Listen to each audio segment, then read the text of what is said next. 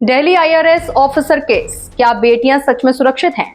नमस्कार दोस्तों, आज हम जिस विषय पर बात करने जा रहे हैं वो सिर्फ एक खबर नहीं है, बल्कि हमारे समाज की सच्चाई का आईना है। एक ऐसी सच्चाई जिसे हम अक्सर नजरअंदाज कर देते हैं जब तक वो हमारे बहुत करीब आकर हमें झकझोर न दे। नमस्कार, मैं हूं आपके साथ अग्रिमा जादौन और आप देख रहे हैं रिपोर्टर मैडम। दिल्ली देश की राजधानी, जहां से पूरे देश की दिशा तय होती है, वहीं दिल्ली आज एक बार फिर सवालों के घेरे में है। वजह है एक दिल दहला देने वाली घटना, एक आईआरएस अधिकारी की बेटी के साथ हुई दरिंदगी और उसकी निर्मम हत्या। अब जरा ठहर कर सोचिए, अगर एक ऐसे परिवार की बेटी जिसके पास सुरक्षा के बेहतर संसाधन, जागरूकता और सिस्टम तक सीधी पहुंच होती है, वो भी सुरक्षित नहीं है, तो आम परिवारों की बेटियों की सुरक्षा का क्या होगा? ये सवाल सिर्फ एक परिवार का नहीं है, बल्कि हर उस माता पिता का है जिनकी बेटियां हर रोज घर से बाहर निकलती हैं। ये सवाल है हमारा, ये सवाल है आपका। आपकी जानकारी के लिए बता दें कि इस मामले में पूरे अपराध को अंजाम देने वाला व्यक्ति कोई अचानक सामने आया अपराधी नहीं था। उसने इस घटना की योजना पहले से बना रखी थी। जी हाँ, उसने परिवार की दिनचर्या को ध्यान से समझा, कौन कब घर से बाहर जाता है, कब घर में कौन होता है और कब लड़की अकेली होती है। यानी ये कोई एक पल का गुस्सा नहीं था, ये एक सोची समझी साजिश थी, एक ऐसा अपराध जिसमें भरोसे का भी कत्ल हुआ है। क्योंकि अक्सर ऐसे मामलों में आरोपी कोई अनजान नहीं होता, बल्कि वही होता है जो घर के आसपास रहता है, जिसे परिवार जानता है, जिस पर कभी शक नहीं किया जाता। और यही सबसे बड़ा डर है, जब खतरा बाहर से नहीं बल्कि हमारे आसपास से ही हो। अब अगर हम दिल्ली की बात करें तो ये पहली बार नहीं है जब ऐसी कोई घटना सामने आई हो। हर कुछ समय में कोई ना कोई ऐसा मामला सामने आता ही रहता है जो हमें ये सोचने पर मजबूर कर देता है कि आखिर हमारी सुरक्षा व्यवस्था में कमी कहाँ है।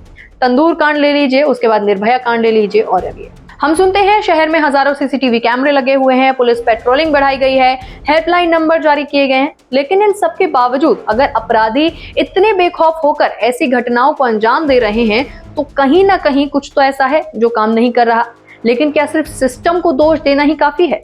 शायद नहीं, क्योंकि ये समस्या सिर्फ कानून और व्यवस्था तक सीमित नहीं है, ये हमारे समाज की सोच से भी जुड़ी हुई है। जब तक हम अपने बच्चों को, खासकर बेटों को, ये नहीं समझाएंगे कि महिलाओं का सम्मान क्या होता है, जब तक हम ये नहीं समझेंगे कि किसी भी आजादी और सुरक्षा सबसे पहले है, तब तक ऐसे अपराध रुकना मुश्किल है। आज की हकीकत यह है कि हर लड़की जब घर से बाहर निकलती है तो उसके साथ सिर्फ उसका बैग या फोन नहीं होता, उसके साथ होता है एक डर, एक अनकहा डर जो हर कदम पर उसके साथ चलता है।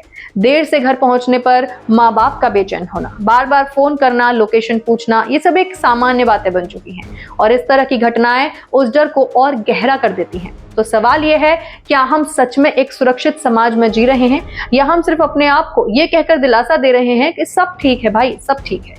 हमें ये समझना होगा कि बदलाव सिर्फ कानून बनाने से नहीं आएगा। बदलाव तब आएगा जब कानून का सख्ती से पालन होगा, जब समाज अपनी जिम्मेदारी समझेगा, जब हर व्यक्ति ये तय करेगा कि वो गलत के खिलाफ आवाज उठाएगा, चाहे वो कितना ही छोटा मामला क्यों ना हो।